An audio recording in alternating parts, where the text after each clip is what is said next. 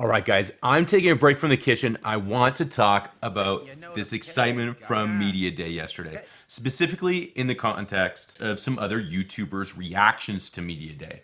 I'm a fan, as you are, and I have been in the kitchen prepping away, but I've been watching other people's reactions to these videos. So I'm going to take you kind of through my own talking points, but I want to do it through the lens of some of the other commentary that's out there. And this is going to be massively helpful because it's going to help me determine this year's terms. Every season, I feel like the Raptors reveal a ton in these press conferences and in the open gyms, and if you watch full games in the Summer League. So I'm going to be using Summer League clips, the press conferences yesterday, and the recent open gym in combination with other YouTubers' videos to discuss concepts that you will see on this channel. Some of them we've established before, like Lambs, that's long arm monsters, and Juans. This is super relevant, especially after yesterday's press conference. And we're going to be discussing some new ones, like a lack of championship vibes. We're going to talk about Eagles. This is a Summer League thing from Trevor Gleason. And I got out the GoPro, a couple spliffs, and my dog Freya to show some of the things that they were working on in Summer League. But my fat ass is going to show it to you with the GoPro. And then we're going to introduce the concept of red sauce, okay? I want to show you some funny moments from the press conferences and some of the rumors that were flying around and how the team handled it. And then we're going to talk about probably the most important message from Media Day.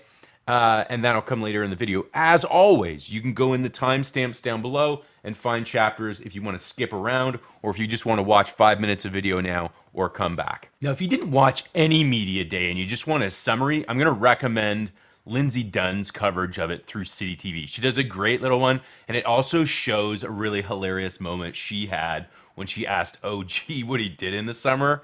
Oh my God, we're still looking for what OG likes about Texas around here. And this is like another classic OG moment. So if you don't know what happened with Media Day, check it out. She does a really good summary.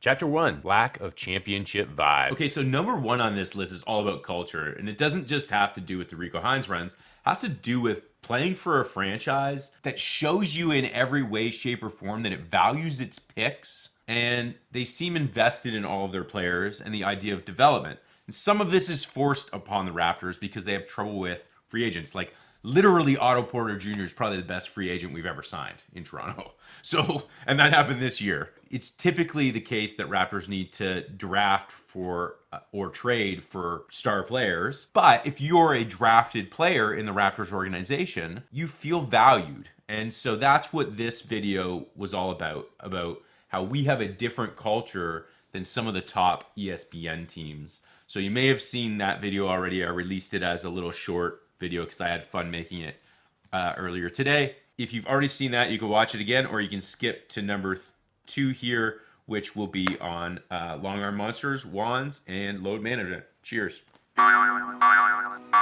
To all my fellow NBA fans who live south of the Canadian-American border, there is a general lack of championship vibes north of the border.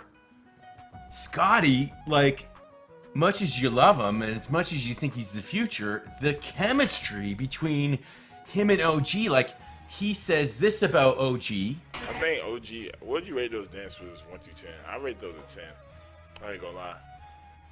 That's a 10 dance moves. Yeah. And then OG comes back and says this about Scotty. You said you love playing with Scotty. Why is he so much fun to play with? I don't know, he's just fun to play with. Like, he's a very joyful person. As you see, he gets excited for not just his success, but others' success. So it's just fun to play with. We have a lot of guys like that, but yeah, Scotty's fun to play with. He's very unselfish. And he's just a really talented player. Not to mention the love affair between these freaking two that's been going on for years. How the hell are we ever going to have a championship chemistry north of the border? We cannot contend with the relationships between Steve Nash, Kevin Durant, Kyrie Irving, and now Ben Simmons you add to that mix? Man, last year's favorites, like, look at the chemistry out west with the Lakers. How are we ever going to match that with these freaking guys, with this love fest. I'm telling you, if you're a fan from the States, the only basketball worth watching that has anything to do with Canada comes from Indiana this year. There's 4 Canadians down there. That's the only basketball worth watching. And it's a bit of a conspiracy because these guys, there's 4 of them down there, and they're obviously stealing your jobs. They took our jobs! Yeah, they took our jobs! If you're going to focus on Canadian basketball, you in the States should be focused on Canadian basketball players stealing jobs in Indiana. They took our jobs! They took our jobs! You should not watch any Raptors games. You should completely go to sleep when it comes to the Raptors. Once again, the vibes up here are simply not championship vibes. There's 0 superstars up here, Stephen A. If you don't believe me, just check the 2K rankings. Oh, they took our jobs! They took our jobs! This is Chef's Kiss approved. Mwah! Chapter number 2. Lambs, Juans, and are you fucking serious? More load management? They was answering questions just to be cordial. They really ain't want to be there. I ain't really want to see that shit. That shit like 2-3 hours long. I'm gonna watch it again. I'm gonna study it. I'm gonna pull my content from it. But other than, to be honest with you, on first view, it's like, You guys already know I love me some Chev. So I know Chev went back and got some actual content out of his second watch of these press conferences. And he's not wrong. These guys just wanted to tip off. Great video by Chev. Always the hype man. Super good insight.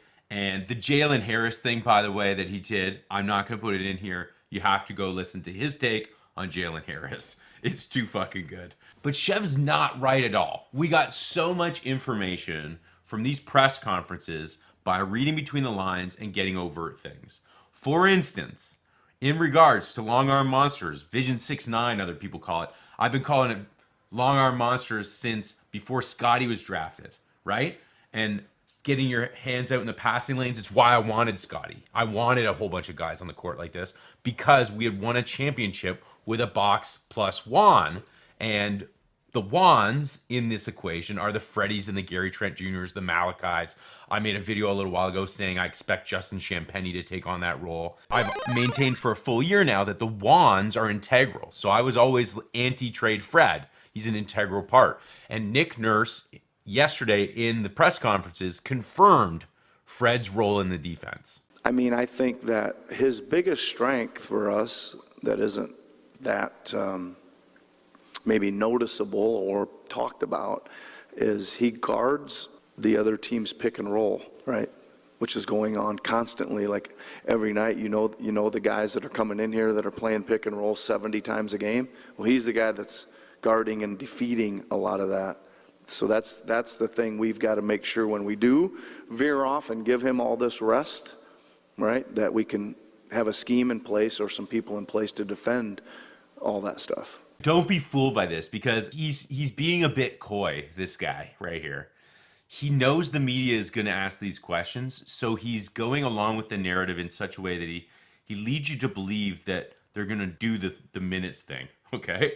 So we'll get to that in a second. Secondly, he leads you to believe that they don't have a substitute for Fred as the Juan in the defense, okay? So that's not true. Gary was a successful Juan. Malachi's totally the obvious understudy to Fred, and he's totally capable on defense. But what if we see the evolution of the Juan?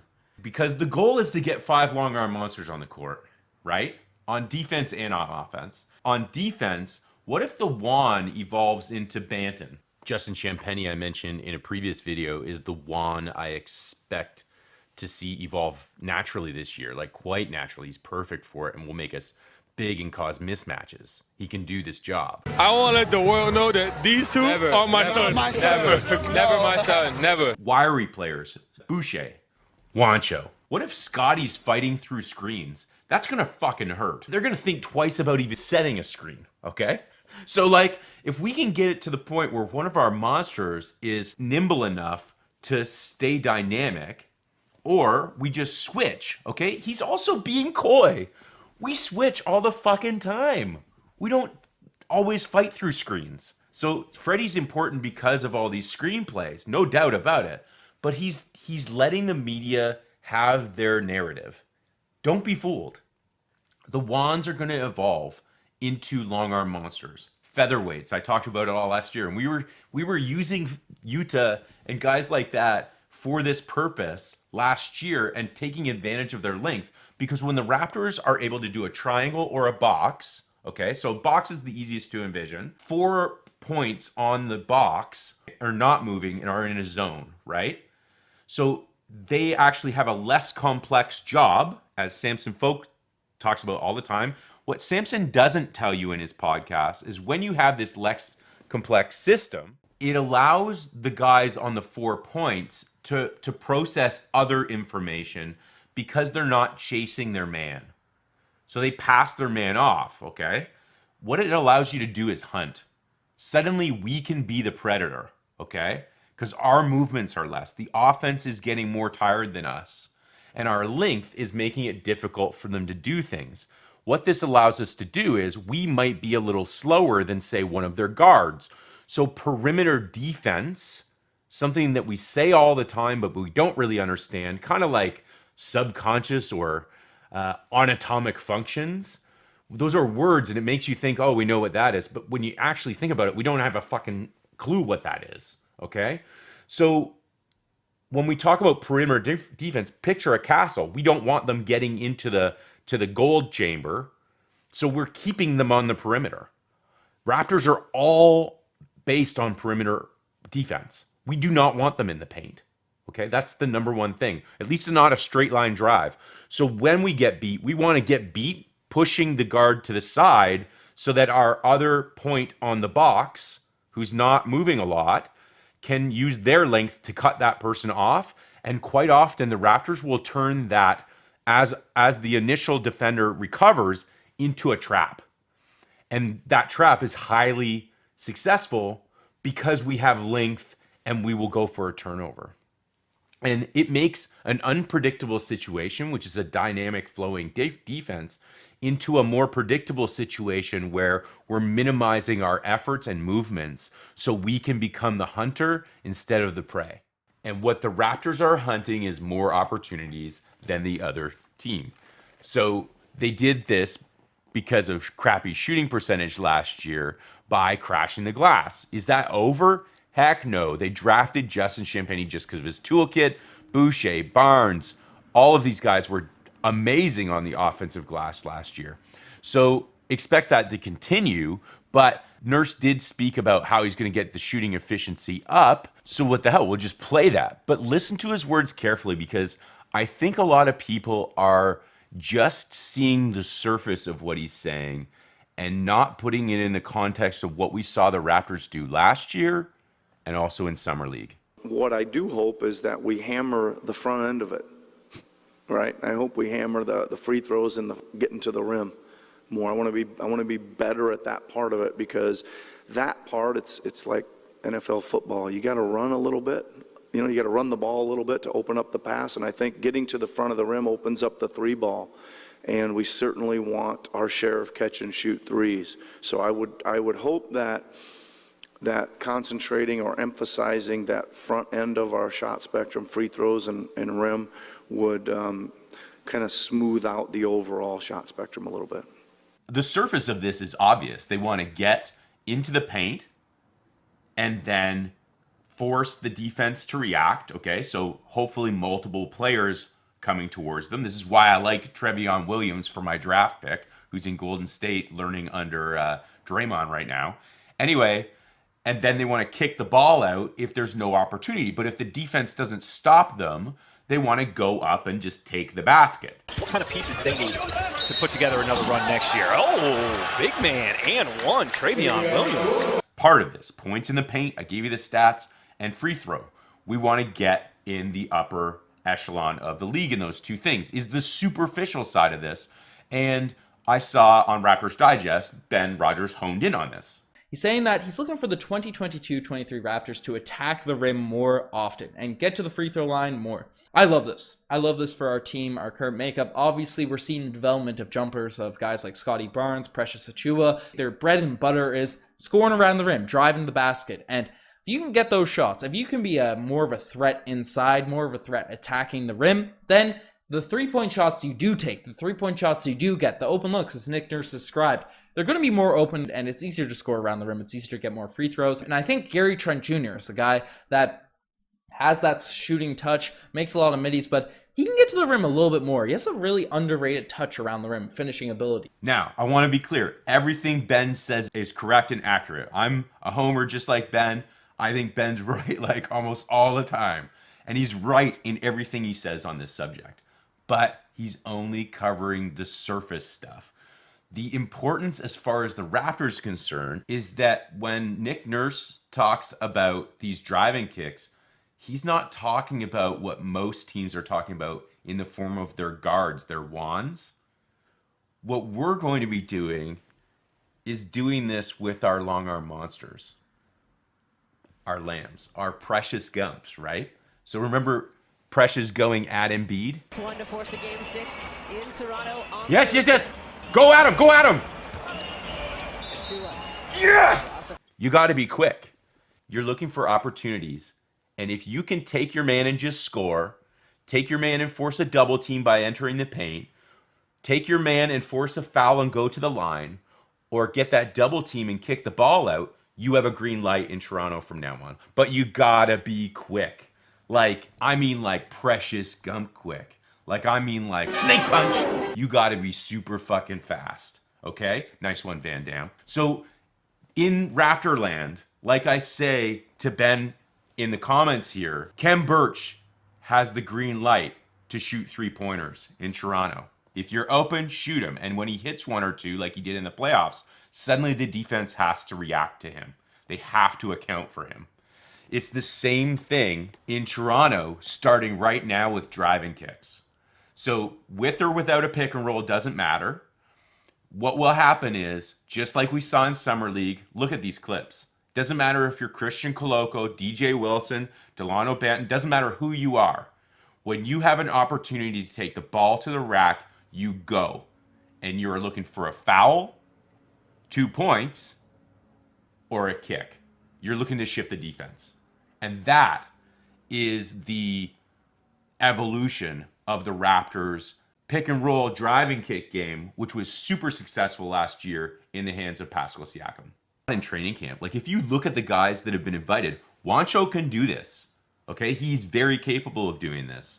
DJ Wilson in Summer League, they were running the ball through him a lot of Summer League doing this. Coloco got opportunities to do this in Summer League.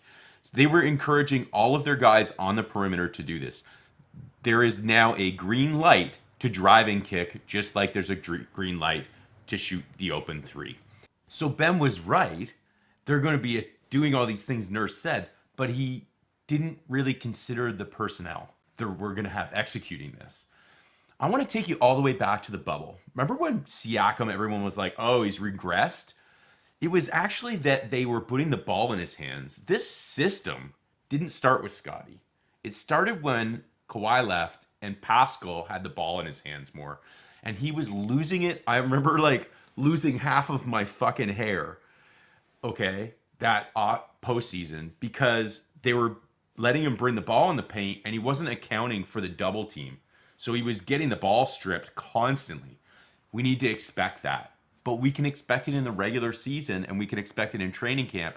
And the Josh Jacksons who excel at this sort of thing, creating disruption in the paint, the Juanchos, the freaking Ottos, the guys, the Thads, okay? Thad has made a career of this, drawing a double team in the paint. From the Raptors. Fred sends it to Thad Young.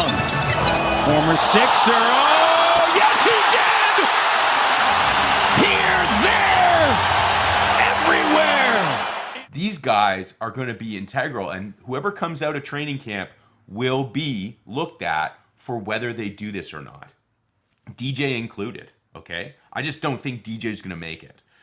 Josh Jackson is so interesting because he's a buy low, sell high guy, but he's made a career out of disruption in the paint with his handles. And gun around and off to Luka Garza. Josh Jackson has 9 made up, missed the shot, kept up and in though. Short to Trey Lyles. Way ahead to Killian Hayes, bounces it through traffic and gets a jam for Josh Jackson. Lyles in the lane. Sadiq gives to Josh Jackson for the corner gun, and no problem, I guess. Josh Jackson to the lane, to the rim, flips it up off the heel. The question is his shooting efficiency. Well, the Raptors already showed that they can make up for that. But we as fans need to be patient because this is going to be Pascal Siakam back in the bubble all over again for the start of the regular season. It's going to be painful. Yes, super painful, but hopefully it's over quickly.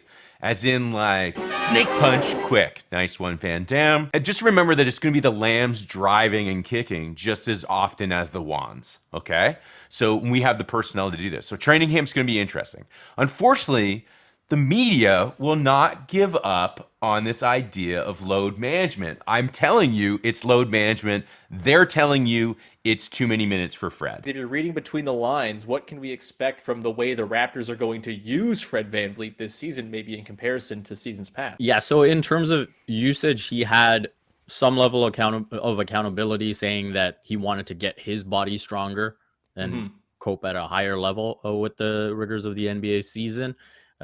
When I asked Nick Nurse about his minutes, he said, hey, if you want me to say I'm going to play him less, I'll say I'm playing him less. And shut up and stop bothering me about it is, I think, the translation on that. As usual, this is a great episode from the other day, and you should watch it. All of these, by the way, are linked in my playlist for latest Raptors fan content.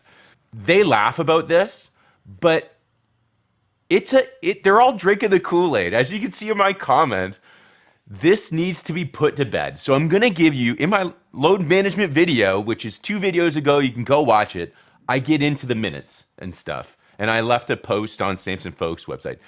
I got to show you 2 more links because I got to put this to bed. And this is going to be my final attempt. Like, you guys decide whether you think this is a minutes per game issue and Freddie got injured because of minutes per game, or did he get injured because he plays basketball and it's a rough sport? This is the final graphic I can show you guys. These are fucking stats. The media is drinking the Kool-Aid. You decide if you want to keep drinking it. Check this out. All right, so here we go. I'll bring this up nice and big for you. So what they quote all the time is this, that Freddie and Pascal, for players that played over 4 games played, were tied to the milliminute, okay? Like, do you understand? 37.9. Like, someone on the bench is fucking tracking this. They were tied at 37.9. This is above everyone. The next closest people, as you can see, are Kyrie, James Harden, Durant.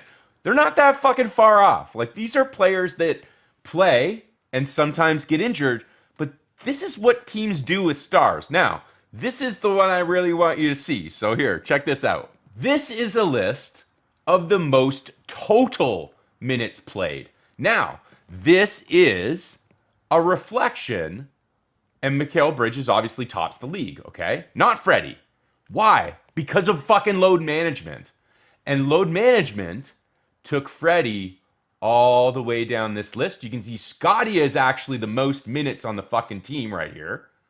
Then Pascal. Then down the list, Freddie. And Freddie is mixed in with a whole bunch of elite players in the league. But they're all on fucking all-star teams. Some get injured, some don't.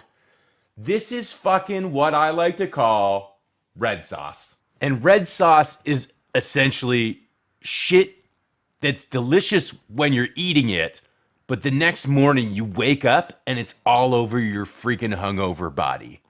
And you can hear that this idea is red sauce in Nick Nurse's voice. Vivek Jacob, Raptors.com. Vivek, how are you? Good, how are you? Good. Nick, with Fred, obviously injuries were an issue last season in the second half, and his minutes overall the last couple of seasons have been really high. Do you see a path this season to address that? Yep, I sure do. He's just telling them what they want to hear, and you know that they're denying it because you hear Woodley and Vivek laughing, still in denial. Even though they detect the red sauce. His minutes, he said, hey, if you want me to say I'm going to play him less, I'll say I'm playing him less. And shut up and stop bothering me about it is, I think, the translation on that. Chances are Freddie's minutes per game come down because of depth.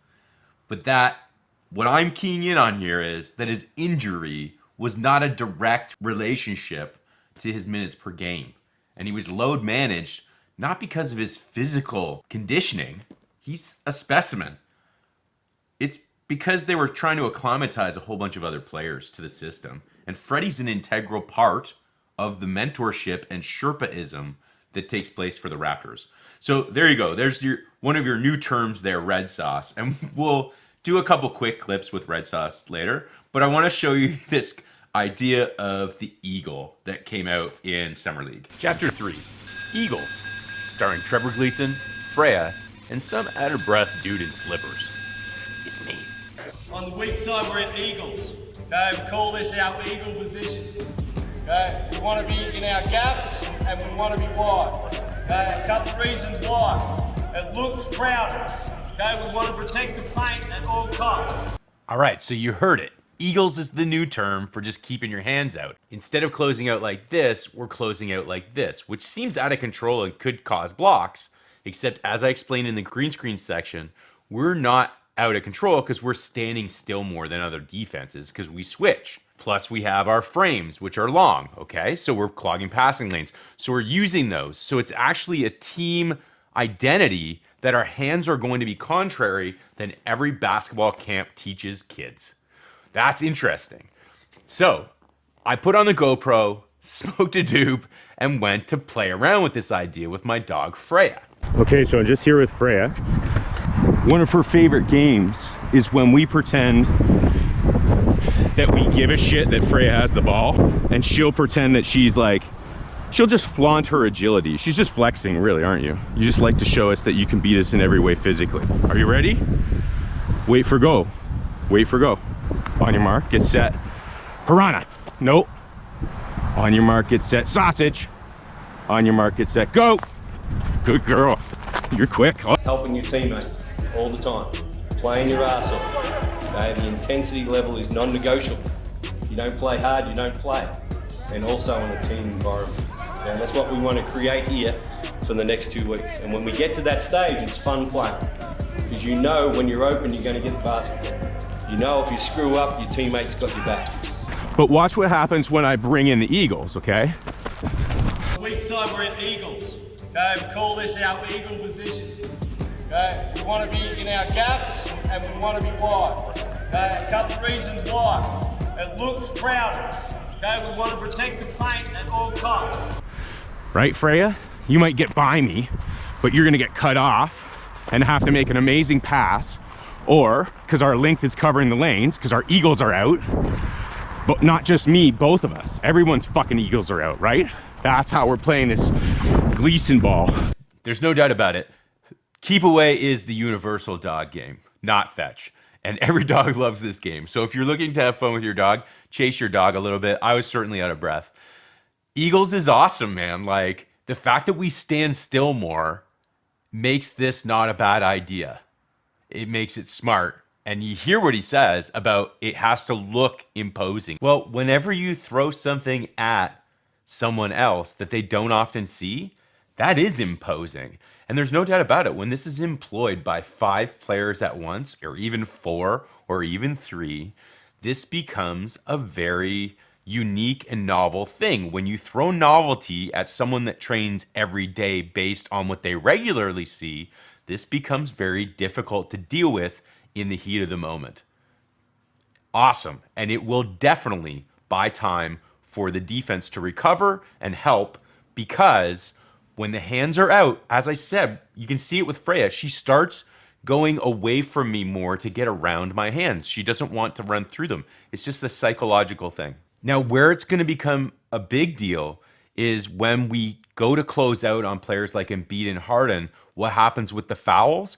Well, that's where it needs to be combined with hands in or taking the charge and playing with your feet. Good old twinkle toes is going to come back and play. Don't forget what we learned from Marc Gasol. It gets me so excited when we see this kind of novelty and tinkering come from just a system shift that really has its roots in the box and one that we played against Golden State.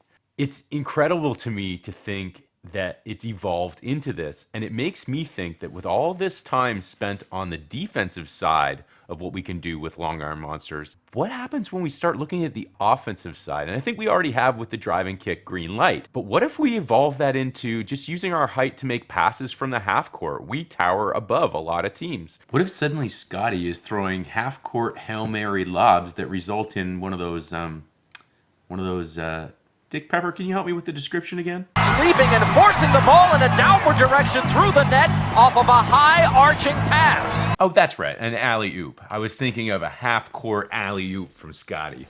I think, a man can dream, can't he? Chapter 4. This summer's rumors and red sauce. It's everywhere. Let me check those screws in that room. When training camp begins and media day is the beginning of that, all of the narratives from the entire summer kind of get handled, and the media does a wonderful job of asking questions.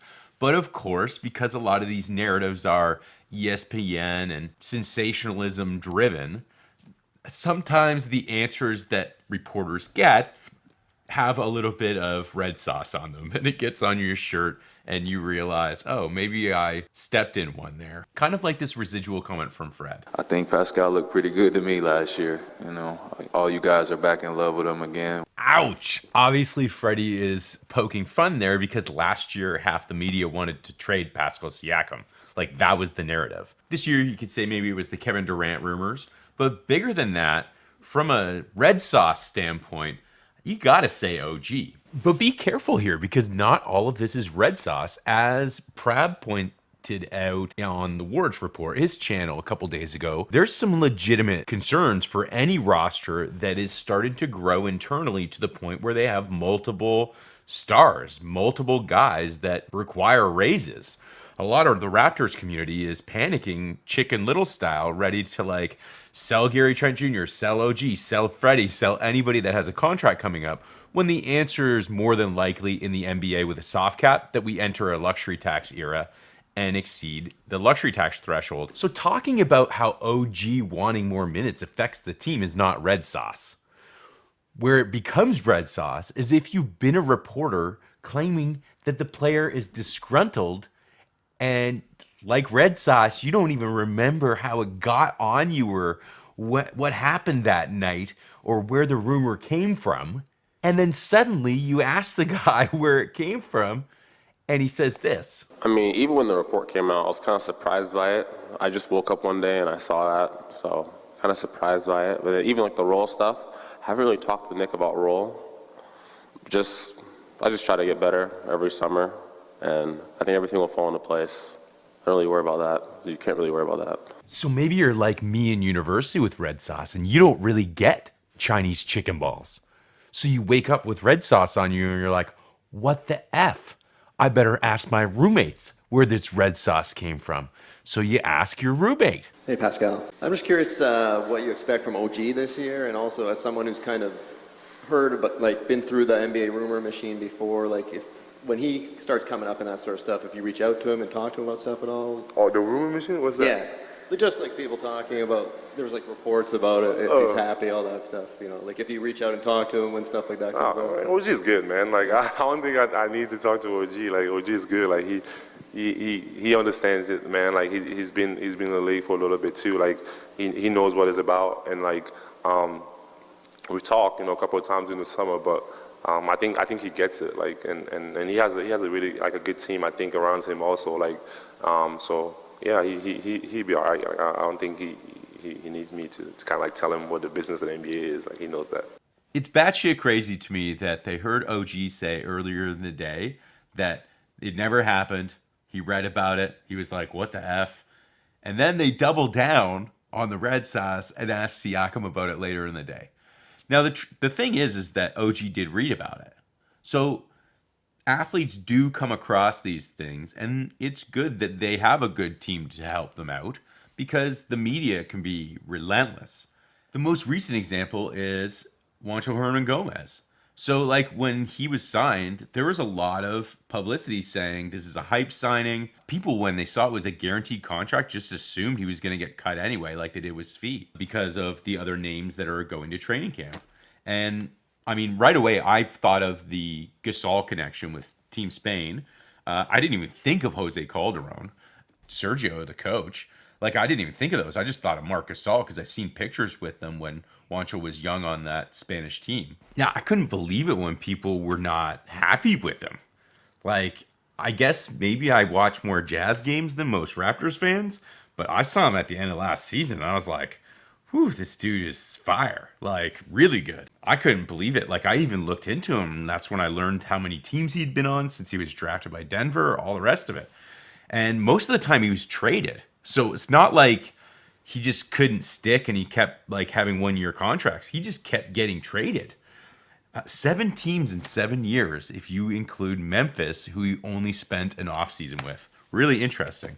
Anyway, I'm so pleased that the guy caught fire in the Euro thing, FIBA, because he deserves it and he deserves people to know that he can hoop. We got a good one here. And a lot of people, even just a little bit of red sauce from Juancho. Anyway, as fans, guys, we need to be respectful that these players want to come here. And if the media is asking questions like they did with OG and Pascal, we as fans need to make sure these guys hear us cheer and be gracious and thankful that they're here to be a part of our team. And as much as I made that like, you know, like little cheat sheet for Americans, the truth is there's like 11 Americans on our roster right now. Anyway, happy to have avoided red sauce on me so far, but the red sauce has been plentiful this offseason. If you're drinking the KoolAid, guys, you be careful. Be careful. Chapter 5, the most important message of all of Media Day. That's who we want to be as individuals. So it comes down to who we are as human beings, I think.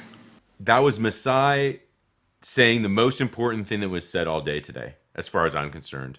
And it had nothing to do with basketball directly, but it did have to do with the Raptors using their platform. Sport has always offered platform, and we saw that with the Raptors really like taking pride in, you know, being vocal during the Black Lives Matter marches from earlier and still being vocal about it now.